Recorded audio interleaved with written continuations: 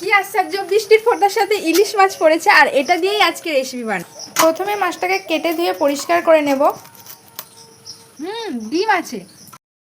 এরপর নুন হলুদ মাখিয়ে কড়াই তেল গরম করে এপিঠ ওপিঠ ভালোভাবে ভেজে নেব। বেগুন আলু আর সর্ষে বাটা দিয়ে আজকে ইলিশের ঝোলটা করব। মাছ ভেজে নেওয়ার পর ওই তেলে বেগুনগুলোকেও একটু ভেজে নেব।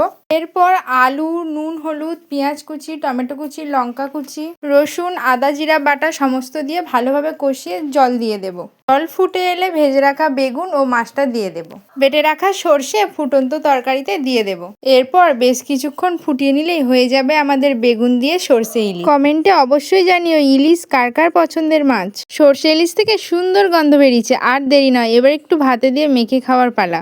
ডিম ভরা এই পিসটা নিয়ে বসে পড়েছি। অনেকেই বলে ডিম থাকলে স্বাদ কমে যায়, কিন্তু আমার এই ডিম ভরা ইলিশ খেতে খুব ভালো লাগে। আমার তো এর স্বাদ অতুলনীয়, ফাটাফাটি লাগে।